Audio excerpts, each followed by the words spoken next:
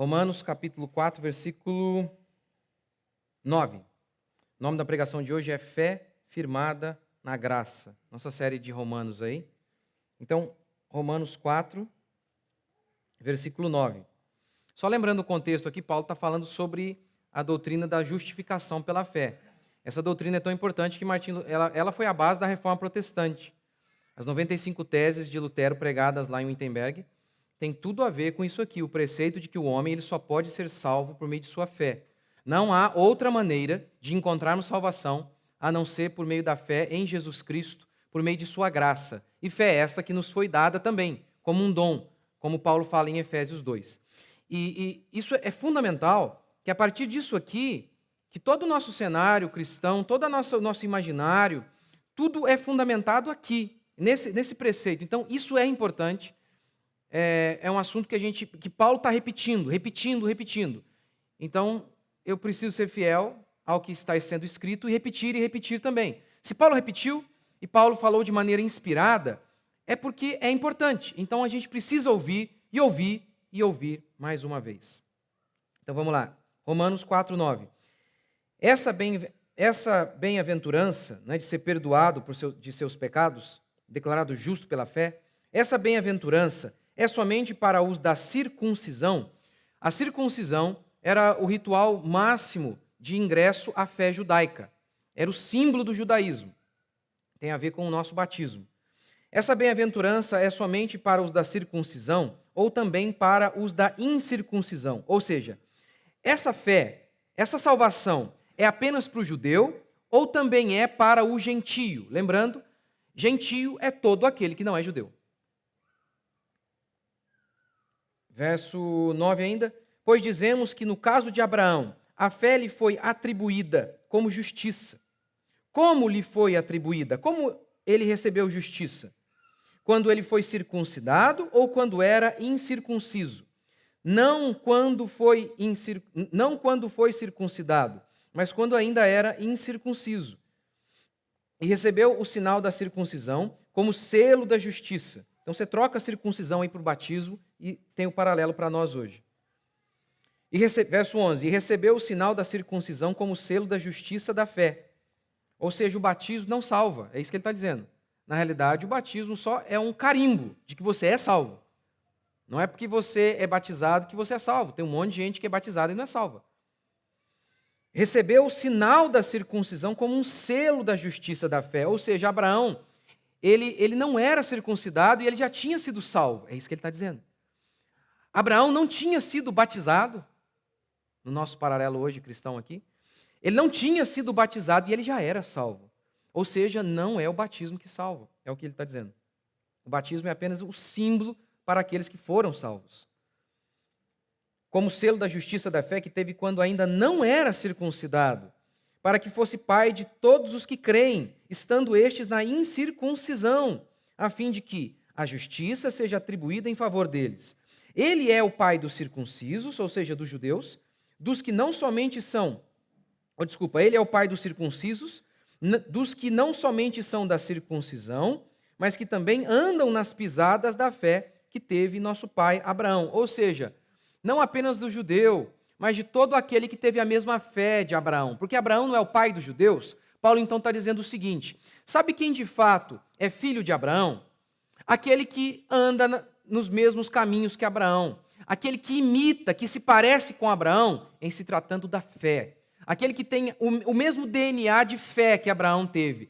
Este é o genuíno filho de Abraão. Verso 13.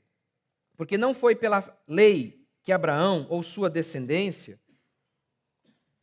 recebeu a promessa de que ele havia de ser herdeiro do mundo. Ao contrário, foi pela justiça da fé.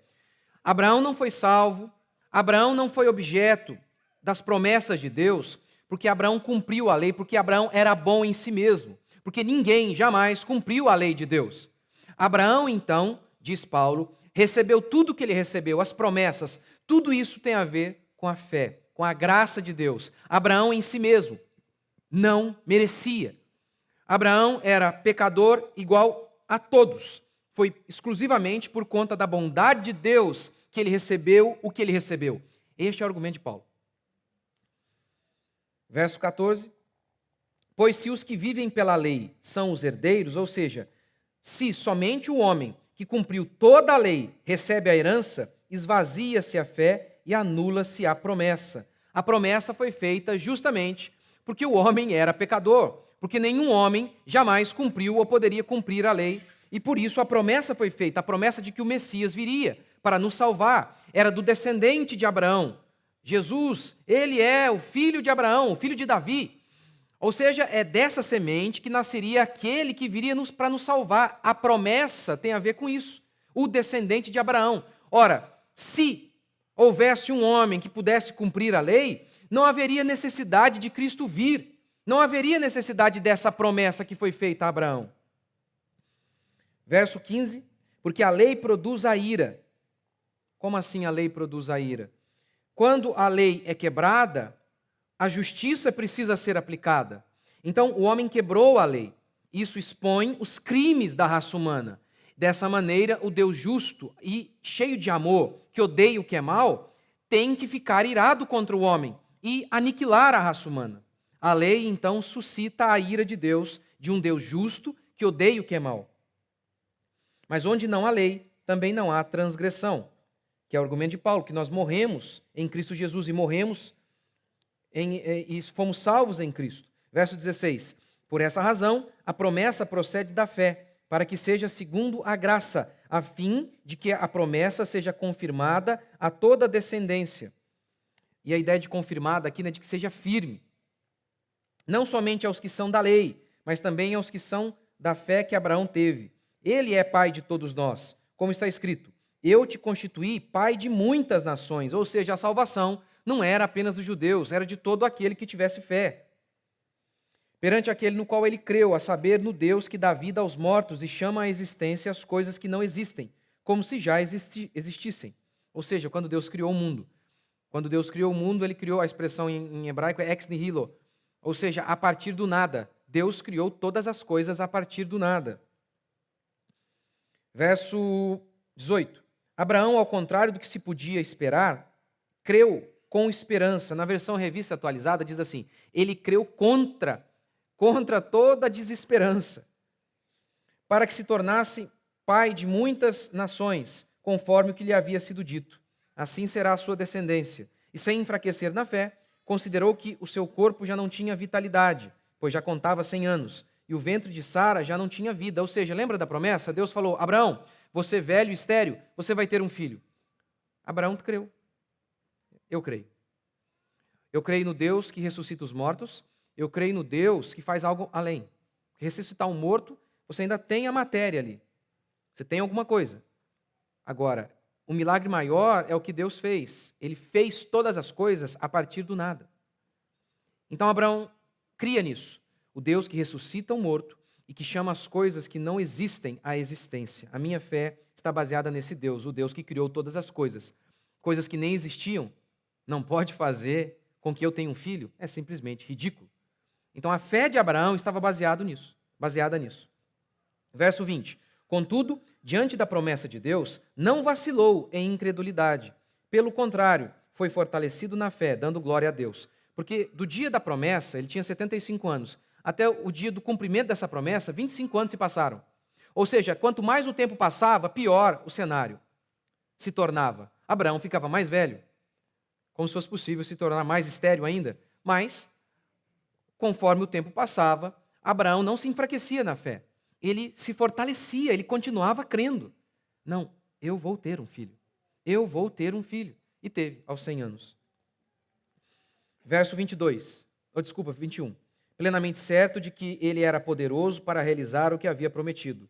Por essa razão, isso lhe foi atribuído como justiça. A fé, ou seja, a fé, nós somos declarados justos pela fé. Mas não é só por causa dele que está escrito que isso lhe foi atribuído, mas também por nossa causa, a quem a justiça será atribuída, a nós que cremos naquele que ressuscitou dos mortos, a Jesus nosso Senhor. Ele foi entregue à morte por causa das nossas transgressões e ressuscitado para a nossa justificação. Ok.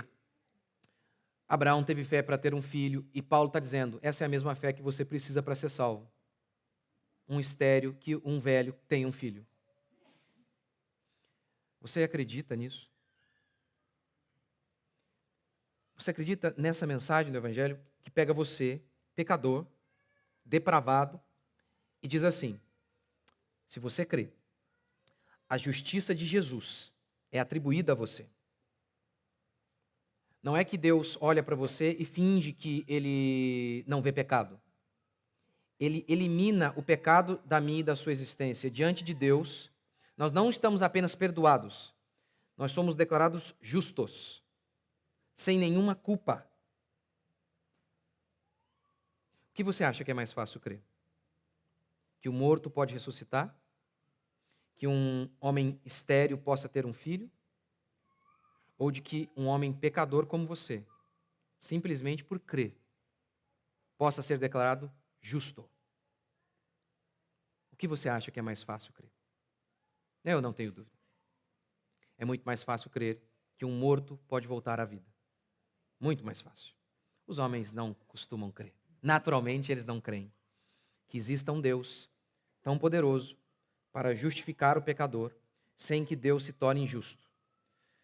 Eles não acreditam que exista um Deus tão generoso, tão amoroso, que possa declarar que um homem pecador, como você e eu, possa ser declarado justo, sem culpa alguma e livre de toda a condenação. Nenhuma religião prega isso. Nenhuma. Nenhuma. Só a fé cristã. E mais, só a genuína fé cristã. Nem vários segmentos que se dizem cristãos acreditam nisso. Nem várias igrejas que se dizem cristãs acreditam nisso. Por exemplo, a Igreja Católica, no Concílio de Trento, decretou que isso aqui é uma heresia. Que o homem é declarado salvo sem pagar nada. Que o homem é declarado justo, não por conta do batismo, não por conta da sua bondade. A Igreja Católica, que se declara cristã, no Concílio de Trento disse: isso aqui que vocês pregam, protestantes, é heresia. É o que Paulo pregou. Foi o que Agostinho pregou. Foi o que os homens de Deus ao longo da história pregaram. Somos salvos pela fé, não há outro jeito de sermos salvos. Então vamos lá. Esse é o tema de Paulo aqui. Nossa fé está firmada ou é confirmada pela graça. Primeiro, Paulo vai dizer que o batismo não salva. O batismo não salva. Ele pega o exemplo de Abraão e pergunta: gente, vamos lá. Quando Abraão foi salvo, quando ele recebeu a justiça de Deus, eu pergunto a vocês, ele era circuncidado? E o batismo substitui a circuncisão. Ele era? E Paulo responde: não. Não. A circuncisão veio depois que ele foi salvo. Veio depois que ele foi declarado justo. Veio depois da fé. A circuncisão veio como um selo para confirmar o que já existia, não para salvá-lo. Esse é um dogma católico. O batismo católico salva. Quando o padre ele pega a água lá, há um milagre ali. A água se torna benta mesmo, bendita. Há um milagre ali e tem o poder literal. Aquela água ali, quando consagrada pelo padre, tem o poder de literalmente purificar pecado. Por isso, quem não foi batizado e pela Igreja Católica está condenado. O batismo salva. Para muitos cristãos também, fazendo uma leitura equivocada do Novo Testamento, eles acham que o batismo salva, que um ritual salva. E Paulo argumenta, está aqui Abraão, gente. Abraão foi declarado salvo, justo, antes mesmo de ser circuncidado. Vejamos outro exemplo no Novo Testamento, Atos capítulo 10. Pedro vai à casa de Cornélio. Ele ora, o Espírito Santo desce sobre a casa de Cornélio. E depois ele diz que batizou aquele povo. Veja como quando Pedro volta, o concílio estava reunido, os cristãos estavam reunidos, e intimando Pedro: Pedro, você entrou na casa de gentios, como você fez isso? Está vendo? Até os apóstolos, eles não acreditavam que os gentios podiam ser salvos. Ficam doidos com Pedro: o que você fez? O que você fez? Nós somos o povo de Abraão, você não entendeu, a promessa era para nós. E aí, Paulo vai explicar posteriormente, Não, o povo de Abraão é todo aquele que crê como Abraão creu. Mas enfim, e aí Pedro argumenta assim: olha, como que eu ia negar as águas, o batismo com as águas para aqueles que receberam o Espírito Santo de Deus? Está vendo? O batismo nas águas veio depois. Veio depois. Em Israel havia um monte de gente circuncidada e condenada. Um monte. Os homens que mataram Jesus eram circuncidados. Eram. Ao longo da nossa era, da era cristã, homens batizados perseguiram a igreja de Deus. Durante a Idade Média, vários cristãos genuínos foram perseguidos pela Igreja Católica. Foram levados para a fogueira. Todos eles eram batizados. Vários e vários homens batizados ao longo da história eram a exata expressão do capeta, lutando contra o próprio povo de Deus, como também era os judeus. Essa crença de que rituais e objetos podem salvar é uma crença extremamente católica. Extremamente católica. Crença em objetos. Por exemplo, estou lendo a biografia do Hans Christian Andersen, que inspirou, os livros dele inspirou a criação de Frozen e por aí vai. E aí tem um momento lá, isso na Dinamarca, em 1810, alguma coisa assim, um católico pega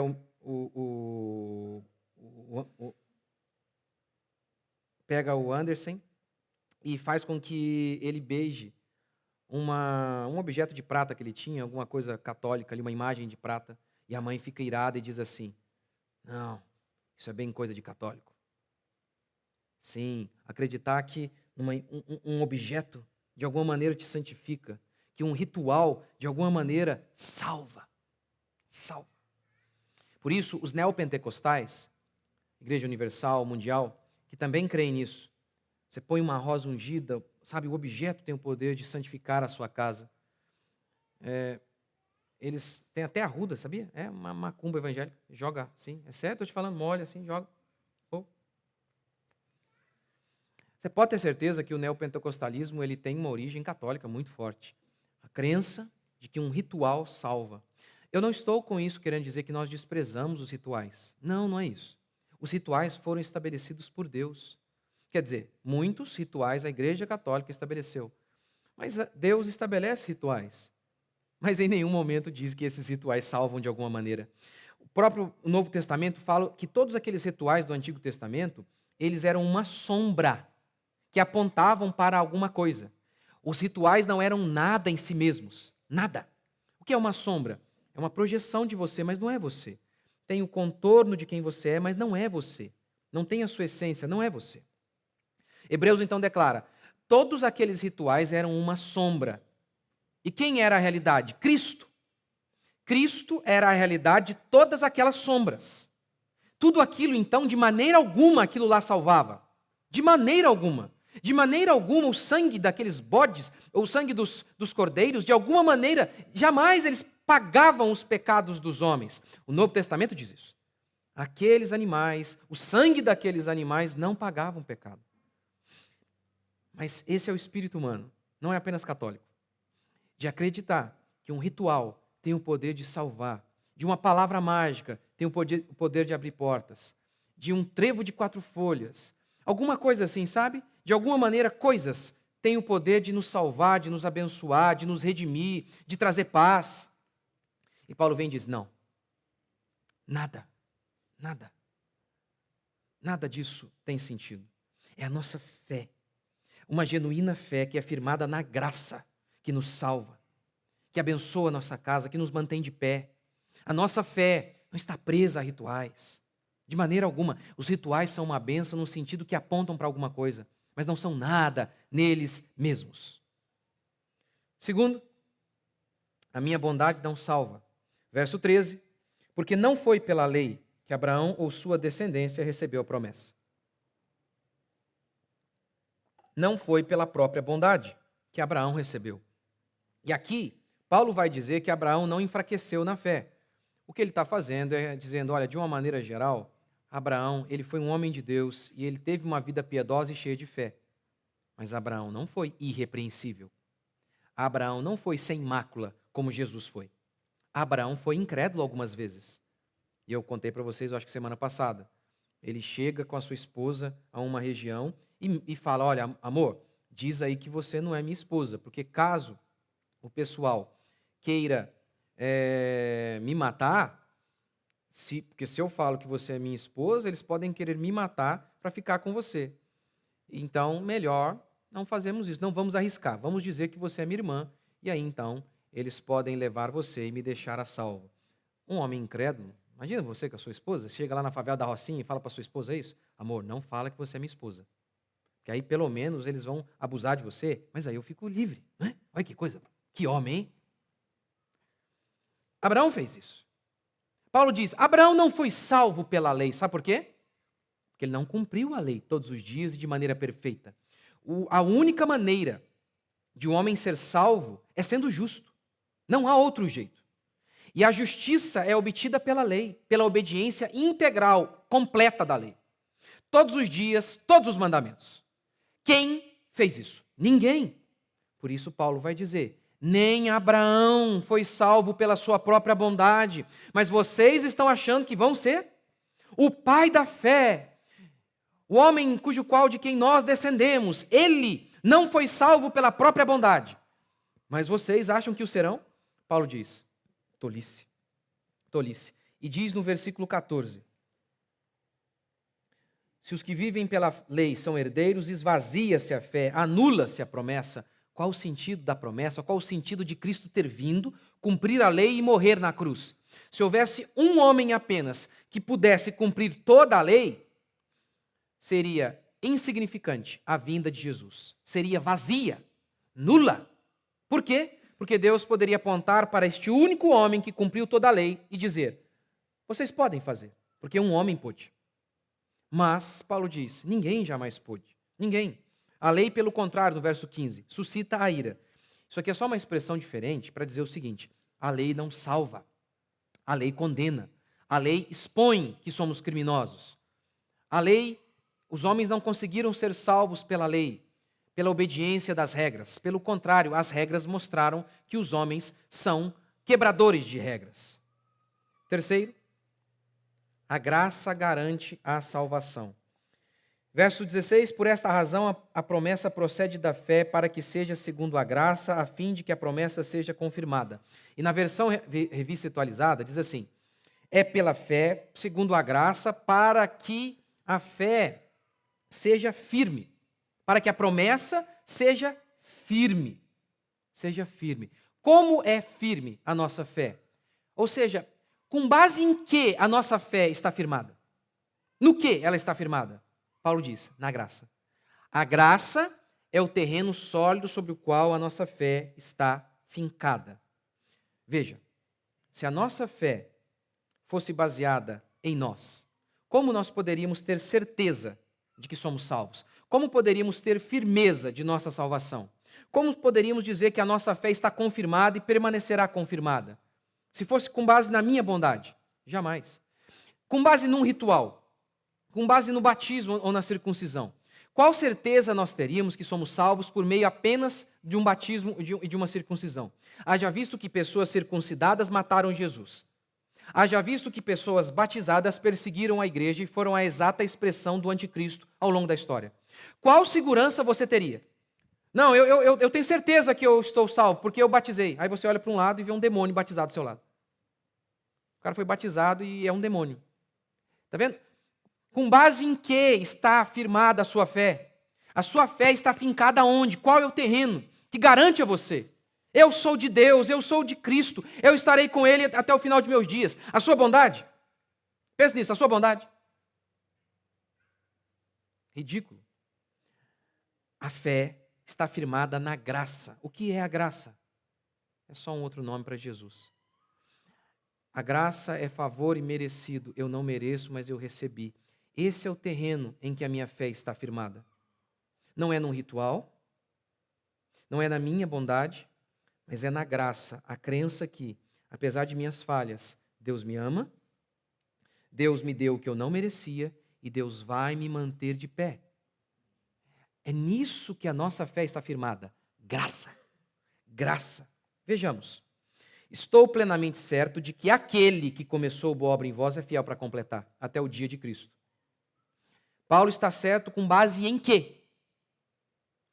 Eu estou certo de que ele mantém. Ele mantém a minha fé.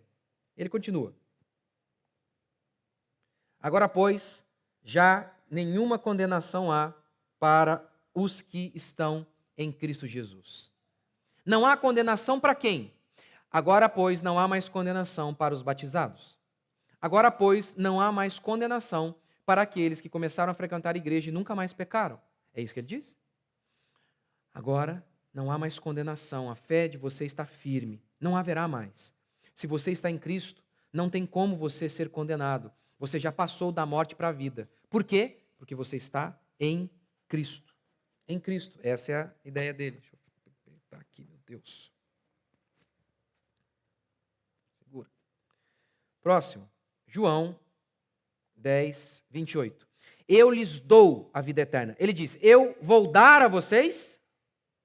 Ou eu dou? Agora, eu lhes dou, falando aos discípulos. Jamais perecerão. E ninguém as arrebatará da minha mão. Eu dou a vida eterna e eu garanto ela. Por quê? Porque ninguém vai arrebatar vocês. Aqui, com base em que Jesus diz isso? Ou melhor, a certeza de Jesus está fundamentada em quem? Nos discípulos? Não, em mim, diz ele. Eu dou a vida eterna e eu mantenho. Eita. Vamos lá, de novo. Eu lhes dou a vida eterna, jamais perecerão e ninguém as arrebatará da minha mão. De onde vem a certeza? Cristo. É Ele que completa. A condenação não vem porque eu estou em Cristo. Ele dá a vida eterna e Ele garante. Porque muitas pessoas, eles sabem que eles dizem que a gente é herege, né? Por acreditar que a gente não perde salvação. Eles falam que a gente é herege. Por que eles dizem? Vocês são arrogantes. Não, não somos. Não tem como ser.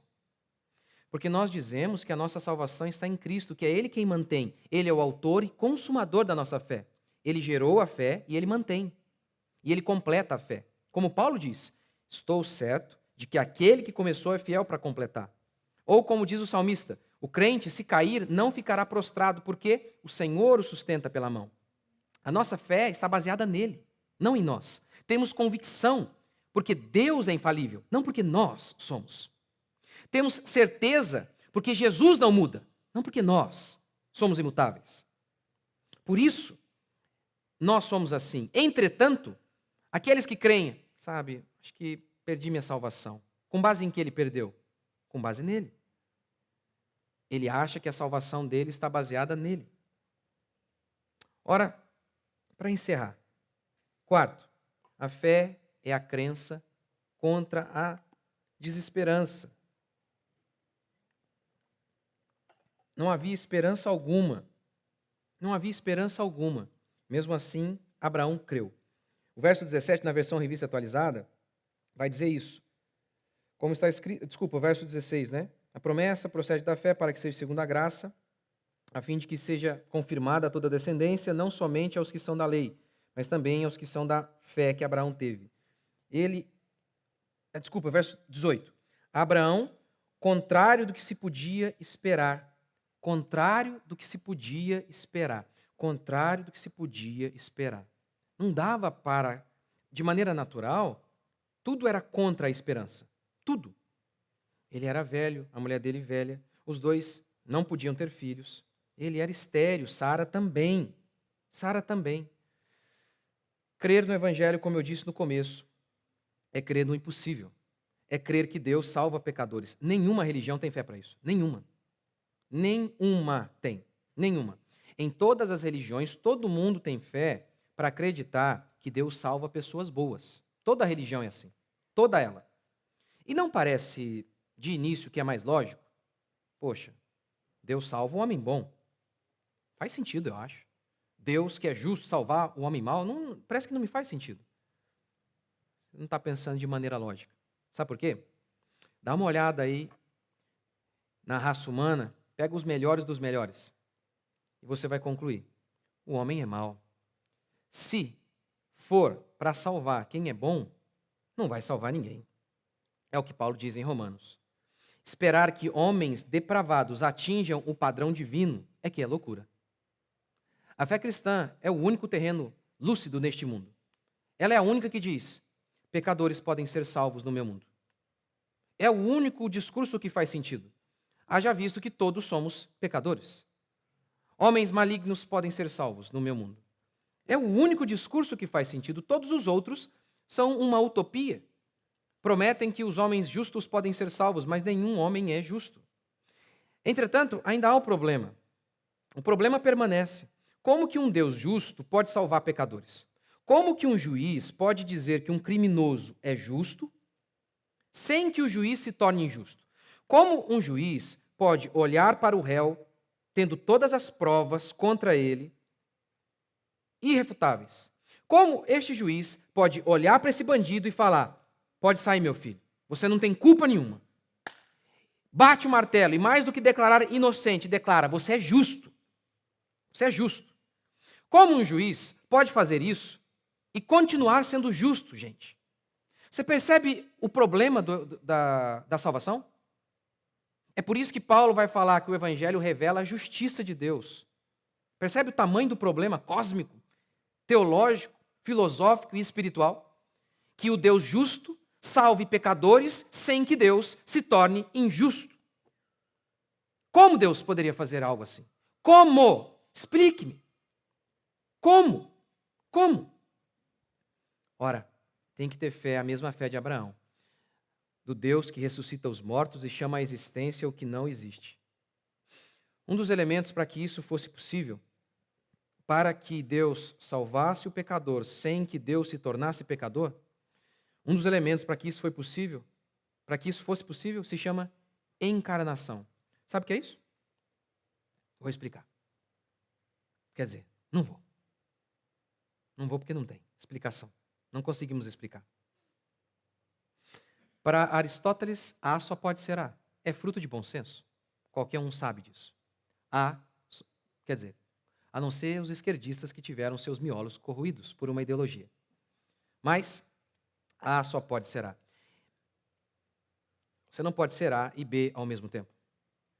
Você não pode ser um cavalo e ser humano ao mesmo tempo. Até no mundo imaginário, por exemplo, você consegue conceber, mesmo no mundo imaginário, um meio homem e meio alguma coisa? Consegue. Existe. No mundo das ideias existe. O centauro. Meio cavalo, meio homem. Você consegue conceber isso? Você consegue conceber, mesmo no mundo imaginário, um círculo quadrado? Consegue? Não? Também não. Você consegue conceber que Deus, em Jesus, ele é A e B? 100% A e 100% B ao mesmo tempo? Que é isso, essa é a nossa crença. Que Jesus é 100% Deus e 100% homem. Ele não é meio homem, meio Deus. Ele é 100% homem, 100% Deus. Isso era fundamental para que o milagre da redenção, da nossa salvação acontecesse. Eu estou só contando aqui um dos milagres que ocorreram para que eu e você fôssemos salvos de uma maneira que Deus não fosse pecador, ao declarar que o homem é justo, o homem maligno. Porque se o homem morreu, se o homem pecou e o homem tem que morrer, Jesus, Deus, tinha que ser homem para pagar a culpa do homem. Mas, ao mesmo tempo, ele tinha que ser Deus para poder salvar este homem. Só ser homem ele não o salvaria. Ora, Abraão creu que estéril ele poderia ter um filho, porque Deus vivifica os mortos e chama à existência o que não existe. Você crê que Deus pode pegar o seu corpo morto e ressuscitá-lo naquele dia? Porque é isso que a Bíblia declara. Esse é o último estágio da sua salvação, a glorificação de seu corpo. Deus vai pegar este corpo aí e vai ressuscitá-lo. é uma pergunta que fizeram para Paulo. Paulo, como é que vai ser? E aqueles lá que foram mortos no mar? Paulo, como é que vai ser? Você está dizendo aí, Paulo, que os nossos corpos irão ressuscitar? E aqueles que foram devorados por leões, aqueles que não foram enterrados, Paulo, aqueles que queimaram, seus corpos foram queimados. Paulo, explica para nós. Aí Paulo dá um risinho de canto, fala assim: vocês estão de sacanagem, né? O Deus que criou você do nada, você não pode ressuscitar o seu corpo. Vocês estão de sacanagem, não é possível. Não é possível. Era o que Abraão pensava. Está vendo que toda hora a gente volta lá para Gênesis? No princípio, Deus haja. E tudo começou a existir. Você acha que um ser capaz de fazer isso tem dificuldade em pegar você, escravo dos vícios, de seus medos, de mágoa, de angústia, e fazer de você um novo ser? Que a Bíblia declara: se alguém está em Cristo, é nova criatura, as velhas coisas se passaram, eis que tudo se fez novo. Você acha que é difícil demais para o Deus que fez todas as coisas a partir do nada, criar um novo ser em você? Porque é isso que a Bíblia declara, que quando nós cremos em Deus, um novo homem é gerado. Nós nascemos para Deus. É fruto de fé, mas é real. É real. Para o Deus que chama à existência as coisas que não existem. Abraão, velho, ter um filho, não me parece nada demais. E você, nascer de novo, ser transformado, salvo, livre de seus pecados, também não me parece difícil demais. E mais ainda, para encerrar, mais ainda. Você crê? Você tem fé para crer que Deus é generoso o bastante para salvar pecadores? Vou encerrar com aquela ilustração, aquela história real. Você deve conhecer, eu já citei aqui, eu acho que algumas vezes. Essa história é real, a moça colocou, acho que um Santana para vender, só que colocou lá por R$ 200, alguma coisa nesse sentido. E aí, ninguém ligava. E ela já chateada, né? Chateada. De repente, alguém ligou. E aí ela falou: até que enfim alguém ligou. E o cara já ressabiado, né? E aí? Isso é verdade? E aí ela disse: é verdade. Eu tenho que me divorciar do meu marido e tenho que dividir com ele metade dos meus bens, então vou dividir. Vou dar R$ 100 aqui para ele. Esse carro aqui a gente tem que dividir. Vai ficar para ele R$ 100. Isso aconteceu, é sério. Você acreditaria num negócio desse? Um Santana por R$ 200? Será que agora acho que está valendo mesmo? Você acreditaria? Hã? Pensa nisso. Você acha que há um Deus tão generoso para salvar você de graça? Você acha que existe? Não, não pode ser verdade, pastor, o que você está falando. Não é possível. Não é possível que Deus nos salve sem que a gente tenha feito coisa alguma. Primeiro que, logicamente falando, é a coisa mais racional que existe. Tudo que você faz é podre. Se Deus esperasse te salvar com base no que você fez, meu amigo. Segundo, Ele é generoso. Ele é gracioso. João 10:28. Eu lhes dou a vida eterna. Eu dou. Eu não vendo. Eu dou. Porque se fosse para vender, nenhum de vocês teria bondade o bastante para comprar. Por isso, em Apocalipse, Deus diz: vinde e bebei de graça da água da vida. Quantos querem? Vamos ficar de pé.